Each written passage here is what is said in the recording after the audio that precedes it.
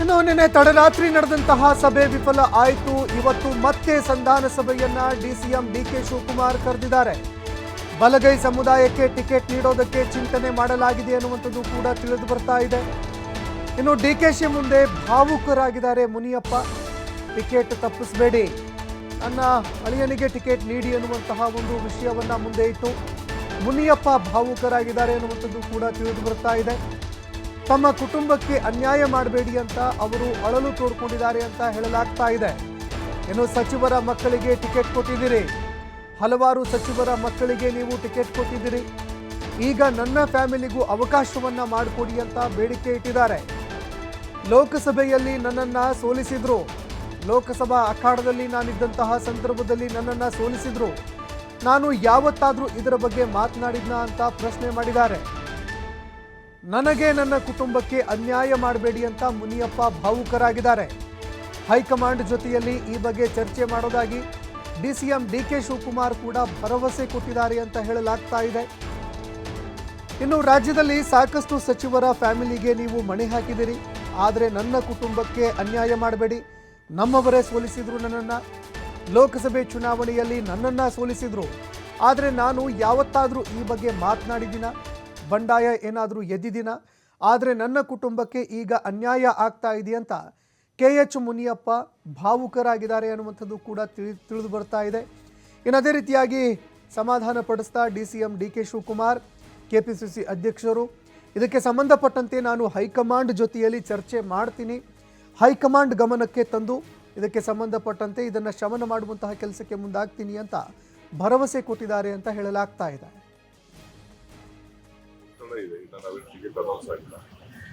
ಸಾಯಂಕಾಲ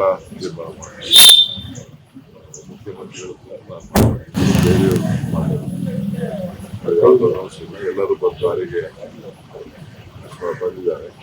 ಎಲ್ಲರೂ ಒಗ್ಗಟ್ಟಿನಿಂದ ಕಾಂಗ್ರೆಸ್ ಪಕ್ಷದ ಸೀಟನ್ನು, ಮೊದಲನೇ ಸೀಟ್ ಎಲ್ಲರೂ ಆ ಸೀಟನ್ನು ಎಲ್ಲರೂ ಸೇರಿ ಒಟ್ಟಿಗೆ ಕಳಿಸ್ತಾರೆ. ಯಾರ್ದು ವೈಯಕ್ತಿಕವಾದ ಪ್ರತಿಷ್ಠೆಗೆ ಕಾಂಗ್ರೆಸ್ ಪಕ್ಷ ಅವಕಾಶ ಕೊಡುವುದಿಲ್ಲ. ಯಾರು ರಾಜೀನಾಮೆ ಕೊಡುವುದಿಲ್ಲ, ಏನಿಲ್ಲ. ಒಂದು ಒತ್ತಡ ಇದೆ. ಇನ್ನು ನಾವೇನು ಟಿಕೆಟ್ ಅನೌನ್ಸ್ ಆಗಿಲ್ಲ, ಇವತ್ತು ಸಾಯಂಕಾಲ ತೀರ್ಮಾನ ಮಾಡಿ. ಈ ಬಗ್ಗೆ ಮತ್ತಷ್ಟು ಮಾಹಿತಿ ಕೊಡ್ತಾ ಹೋಗ್ತಾರೆ ಪ್ರತಿನಿಧಿ ಶಿವಕುಮಾರ್ ಜೋಹಳ್ಳಿ ಫೋನ್ ಸಂಪರ್ಕದಲ್ಲಿ ಜಾಯ್ನ್ ಆಗಿದ್ದಾರೆ. ಶಿವಕುಮಾರ್, ನಿನ್ನೆ ಒಂದು ಭಾರಿ ಹೈ ಡ್ರಾಮಾ ಕ್ರಿಯೇಟ್ ಆಯಿತು. ಇದಾದ ಬಳಿಕ ಅಸಮಾಧಾನಿತರನ್ನ ಸಮಾಧಾನ ಮಾಡೋದಕ್ಕೆ ತಡರಾತ್ರಿ ಸಭೆ ಕೂಡ ನಡೆಸಲಾಯಿತು, ವಿಫಲ ಆಯಿತು. ಇದೀಗ ಮತ್ತೊಂದು ಸಭೆಯನ್ನ ಕೂಡ ಹಮ್ಮಿಕೊಳ್ಳಲಾಗ್ತಾ ಇದೆ. ಹೈಕಮಾಂಡ್ ಕೂಡ ಕೋಲಾರ ವಿಷಯಕ್ಕೆ ಸಂಬಂಧಪಟ್ಟಂತೆ ಎಂಟ್ರಿ ಆಗ್ತಾ ಇದೆ. ಯಾವ ರೀತಿಯಾಗಿ ಅಸಮಾಧಾನಿತರನ್ನ ತಣಿಸೋದಕ್ಕೆ ಮುಂದಾಗ್ತಾ ಇದೆ, ಅಥವಾ ಬೇರೆ ಏನಾದರೂ ಲೆಕ್ಕಾಚಾರವನ್ನ ಹೈಕಮಾಂಡ್ ಹಾಕಬಹುದಾ ಅಂತ? ಸಂತೋಷ್, ಕಾಂಗ್ರೆಸ್ ಪಕ್ಷದ 4 ಲೋಕಸಭಾ ಕ್ಷೇತ್ರಗಳಿಗೆ ಅಭ್ಯರ್ಥಿಗಳನ್ನ ಫೈನಲ್ ಮಾಡಿಲ್ಲ, ಇನ್ನೂ ಕೂಡ ಪೆಂಡಿಂಗ್ ಇದೆ. 3 ಕ್ಷೇತ್ರಗಳಿಗೆ ಬಳ್ಳಾರಿ, ಚಾಮರಾಜನಗರ, ಚಿಕ್ಕಬಳ್ಳಾಪುರಕ್ಕೆ ಬಹುತೇಕವಾಗಿ ಅಭ್ಯರ್ಥಿಗಳನ್ನ ನಿರ್ಧಾರ ಮಾಡಲಾಗಿದೆ, ಫೈನಲ್ ಮಾಡಲಾಗಿದೆ. ಆದ್ರೆ ಅಧಿಕೃತ ಘೋಷಣೆ ಆಗಬೇಕಾಗಿದೆ. ಆದ್ರೆ ಕೋಲಾರದ ಟಿಕೆಟ್ ಇನ್ನೂ ಫೈನಲ್ ಆಗದೇ ಇರುವಂತ ಹಿನ್ನೆಲೆಯಲ್ಲಿ 3 ಕ್ಷೇತ್ರಗಳ ಟಿಕೆಟ್ ಫೈನಲ್ ಆಗಿದ್ರು ಕೂಡ ಪೆಂಡಿಂಗ್ ಇಡಲಾಗಿದೆ. ಕೋಲಾರದ ನಿನ್ನೆಯಷ್ಟೇ ದೊಡ್ಡ ಹೈಡ್ರಾಮಾ ಕೂಡ ಆಯಿತು. ಶಾಸಕರು MLC ಅಧಿಕಾರ ಕೊಡುವಂತ ಒಂದು ಪ್ರಯತ್ನಗಳು ಕೂಡ ನಿನ್ನೆ ವಿಧಾನಸೌಧ ಸಾಕ್ಷಿಯಾಗಿದೆ. ಈ ಹಿನ್ನೆಲೆಯಲ್ಲಿ ನಿನ್ನೆ ತಡರಾತ್ರಿಯವರೆಗೆ ಸಭೆಯನ್ನು ಕೂಡ ನಡೆಸಲಾಗಿದೆ ಡಿಕೆ ಶಿವಕುಮಾರ್ ಅವರ ನೇತೃತ್ವದಲ್ಲಿ. ಆದ್ರೆ ಆ ಸಭೆ ಕೂಡ ವಿಫಲವಾಗಿದೆ.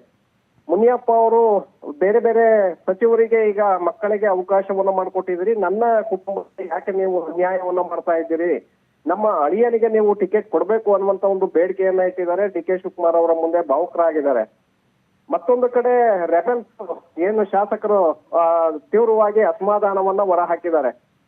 ತಮ್ಮ ಪಟ್ಟನ್ನ ಸಡಿಲ ಮಾಡಿಲ್ಲ, ಯಾವುದೇ ಕಾರಣಕ್ಕೂ ಕೂಡ ಮುನಿಯಪ್ಪ ಅವರ ಕುಟುಂಬಕ್ಕೆ ಅವಕಾಶವನ್ನ ಮಾಡಿಕೊಡ್ಬಾರ್ದು, ಮುನಿಯಪ್ಪ ನಮ್ಮನ್ನ ಸೋಲಿಸುವಂತ ಒಂದು ಪ್ರಯತ್ನವನ್ನ ವಿಧಾನಸಭಾ ಚುನಾವಣೆಯಲ್ಲಿ ಮಾಡಿದ್ರು. ಕಳೆದ 2 ಬಾರಿ ನನ್ನನ್ನ ಸೋಲಿಸುವಂತ ಒಂದು ಪ್ರಯತ್ನವನ್ನು ಕೂಡ ಅವರು ಸೋಲಿಸಿದ್ದಾರೆ. ಹಾಗಾಗಿ ಕೋಲಾರದಲ್ಲಿ ಕಾಂಗ್ರೆಸ್ ಪಕ್ಷದಲ್ಲಿ ಯಾವ ನಾಯಕರು ಕೂಡ ಬೆಳೆಯೋದಕ್ಕೆ ಮುನಿಯಪ್ಪ ಅವರು ಇಲ್ಲಿಯವರೆಗೆ ಬಿಟ್ಟಿಲ್ಲ. ಹಾಗಾಗಿ ಅವರಿಗೆ ಯಾವುದೇ ಕಾರಣಕ್ಕೂ ಅವರ ಕುಟುಂಬಕ್ಕೆ ಮಣೆಯನ್ನ ಹಾಕಬೇಡಿ ಅನ್ನುವಂತ ಪಟ್ಟನ್ನ ರೆಬೆಲ್ ಶಾಸಕರು ಕೂಡ ಮುಂದುವರಿಸಿದ್ದಾರೆ ಸಂತೋಷ್. ಹಾಗಾಗಿ ನಿನ್ನೆ ಸಭೆ ವಿಫಲವಾಗಿದೆ. ಇವತ್ತು ಸಂಜೆ 4 ಗಂಟೆಗೆ ಮತ್ತೆ ಸಭೆಯನ್ನ ಕರೆಯಲಾಗಿದೆ. ಸಭೆಯಲ್ಲಿ ಮತ್ತೆ ನಾಯಕರನ್ನ ಕರೆದು ಚರ್ಚೆಯನ್ನ ಮಾಡುವಂತ ಸಾಧ್ಯತೆಗಳಿದೆ. ಆದ್ರೆ ಇಲ್ಲಿ ಕ್ಲಿಯರ್ ಆಗುವಂತದ್ದು ಬಹುತೇಕವಾಗಿ ಕಡಿಮೆ. ಯಾಕಂದ್ರೆ ರೆಬೆಲ್ ಶಾಸಕರು ಸಂಪೂರ್ಣವಾಗಿ ಪಟ್ಟಣ ಹಿಡಿದಿದ್ದಾರೆ. ಕೋಲಾರದಲ್ಲಿ ಸುಮಾರು 4.5 ಲಕ್ಷ ಬಲಗೈ ಸಮುದಾಯದ ಮತದಾರರು ಇದ್ದಾರೆ. ಆದ್ರೆ ಬಲಗೈ ಸಮುದಾಯದ ನಾಯಕರನ್ನ ಇವತ್ತಿಗೂ ಕೂಡ ಬೆಳೆಯೋದಕ್ಕೆ ಅಲ್ಲಿ ಮುನಿಯಪ್ಪ ಅವರು ಬಿಟ್ಟಿಲ್ಲ. ಹಾಗಾಗಿ ಆ ಸಮುದಾಯದ ಯಾರಿಗೆ ಬೇಕಾದ್ರೂ ನೀವು ಟಿಕೆಟ್ ಅನ್ನ ಕೊಡಿ, ನಾವು ಸಂಪೂರ್ಣವಾಗಿ ಕೆಲಸವನ್ನು ಮಾಡ್ತೇವೆ. ಆದ್ರೆ ಮುನಿಯಪ್ಪ ಅವರ ಕುಟುಂಬಕ್ಕೆ ಟಿಕೆಟ್ ಅನ್ನ ಕೊಡಬಾರ್ದು ಅನ್ನುವಂತ ಡಿಮ್ಯಾಂಡ್ ಅನ್ನ ರೆಬಲ್ ಶಾಸಕರು MC ಸುಧಾಕರ್ ಹಾಗೆ ಮಾಲೂರು ನಂಜೇಗೌಡ, ನಾರಾಯಣಸ್ವಾಮಿ ಸೇರಿದಂತೆ ಎಲ್ಲ ಮಂಜು ಸೇರಿದಂತೆ ಎಲ್ಲರೂ ಕೂಡ ಪಟ್ಟನ್ನ ಹಿಡಿದಿದ್ದಾರೆ. ಹಾಗಾಗಿ ಇವತ್ತು 4 ಗಂಟೆಗೆ ನಡೆಯುವಂತ ಸಭೆಯಲ್ಲಿ, ಯಾಕೆಂದ್ರೆ ಇವತ್ತು 11 ಗಂಟೆಗೆ DK ಸುರೇಶ್ ಅವರ ನಾಮಪತ್ರ ಸಲ್ಲಿಕೆ ಕಾರ್ಯಕ್ರಮ ಇದೆ. ಆ ಕಾರ್ಯಕ್ರಮದಲ್ಲಿ ಮುಖ್ಯಮಂತ್ರಿಗಳು, ಉಪಮುಖ್ಯಮಂತ್ರಿಗಳು ಕೂಡ ಭಾಗಿಯಾಗ್ತಾ ಇದ್ದಾರೆ ರಾಮನಗರದಲ್ಲಿ. ಆ ರಾಮನಗರದ ಕಾರ್ಯಕ್ರಮ ಮುಗಿಸಿ ಬಂದ ನಂತರ ಕೋಲಾರ ಮುಖಂಡರ ಜೊತೆ ಸಭೆಯನ್ನು ನಡೆಸಲಾಗತ್ತೆ. ಸಭೆಯಲ್ಲಿ ಮತ್ತೊಮ್ಮೆ ಮನವೊಲಿಸುವಂತ ಒಂದು ಪ್ರಯತ್ನಗಳು ಕೂಡ ಆಗಬಹುದು. ಬಹುತೇಕವಾಗಿ ಮೂರು ಬಣದ ನಾಯಕರ ಒಂದು ಒತ್ತಡಗಳೇನಿದೆ ಅದಕ್ಕೆ ಮಣಿಯದೆ ಹೈಕಮಾಂಡ್ ನೇರವಾಗಿ ಅಭ್ಯರ್ಥಿಯನ್ನ ಆಯ್ಕೆ ಮಾಡುವಂತ ಸಾಧ್ಯತೆಗಳು ಕೂಡ ಇದೆ.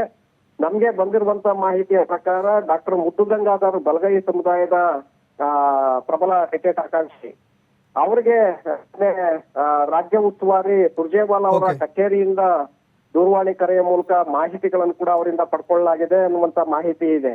ಸೊ ಹಾಗಾಗಿ ಡಾಕ್ಟರ್ ಮುದ್ದುಗಂಗಾಧರ್ ಅವರಿಗೆ ಕೊನೆಯ ಕ್ಷಣದಲ್ಲಿ ಏನಾದ್ರೂ ಟಿಕೆಟ್ ಅನ್ನ ಘೋಷಣೆ ಮಾಡಬಹುದು ಅನ್ನುವಂತ ಲೆಕ್ಕಾಚಾರಗಳು ಕೂಡ ಇದೆ. ಹಾಗಾಗಿ ಇವತ್ತಿನ ಸಭೆ ಸಾಕಷ್ಟು ಮಹತ್ವವನ್ನ ಪಡ್ಕೊಂಡಿದೆ. ಸಂತೋಷ್, ಧನ್ಯವಾದಗಳು ಶಿವಕುಮಾರ್ ನಿಮ್ಮೆಲ್ಲ ಮಾಹಿತಿಗೆ.